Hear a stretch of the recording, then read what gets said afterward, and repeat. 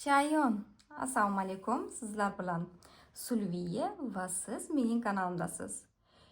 Bu polniy to'liq goroskop 26-yil Chayon burjidagi vakillar uchun.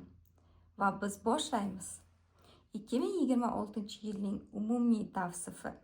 2026-yil Chayon burji vakillari uchun chuqur o'zgarishlar, kuch va ichki yangilanish yili bo'ladi. Bu yil eski bosqichlarni yopish, hayotingizda yangi davr boshlash vaqti. Siz voqealarni yanada teran his qilasiz va bu sizni muhim qarorlarga olib keladi.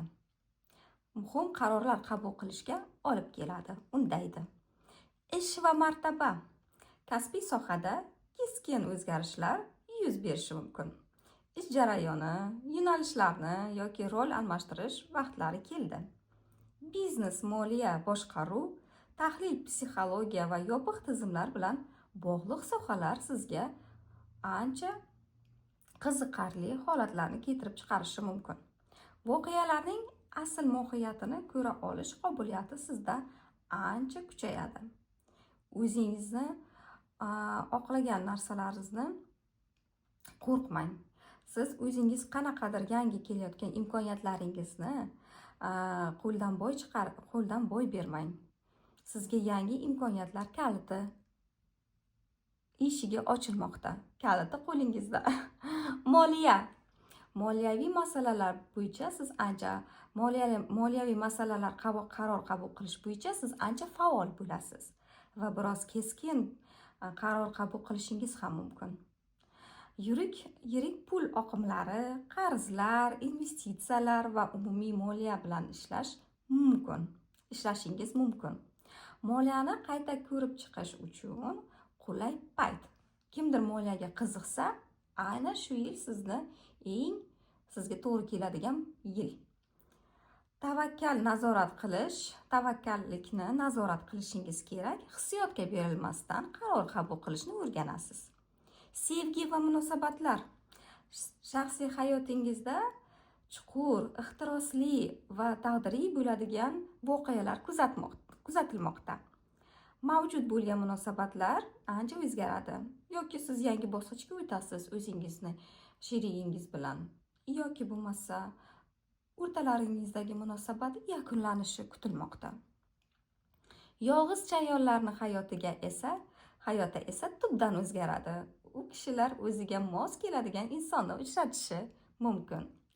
Rashq va nazoratdan qochmang. Samimiylik muhim rol o'ynaydi. Shaxsiy rivojlanish. 2026-yil o'zini tahlil qilish, ruhiy o'sish va ichki kontrolni kuchaytirish yili. Psixologiya, ezoterika va yashirin bilimlarga qiziqish sizda ancha qiziquvchanlik kuchayadi. Siz o'zingizga kerakli bo'lgan hamma shu sohalarda ancha bilimlarni ko'paytirish yili. Sog'liq. Energiyangiz ancha ko'p bo'ladi va gormonal tizim, asab va hissiy holatlaringizga e'tibor berishingiz kerak. Dam olishni vaqtida qilishingiz kerak. Vaqtida o'z his-tuyg'ularingizni kontrol qilishni o'rganishingiz kerak. Asabingizni o'z qo'lingizga oling. Asabiy bo'lmang. Hislarni ichingizda saqlamang. Qanaqadir his-tuyg'ularingiz bo'lsa, albatta, balki ularni ichingizga yutmasdan birontasiga o'sha ichingizda his qilayotgan narsani aytish kerakdir. Chunki bu sog'lom kaliti. Mana shu ko'proq aytilgan hamma maslahat va umumiy goroskop 26-yil sizlar uchun edi, Chayon burji vakillari. Agar mening YouTube kanalimga podpiska qilmagan bo'lsangiz, podpiska qiling, obuna bo'ling. Izohlarda fikringizni qoldiring va sizlar bilan xayrlashaman. Paka-paka.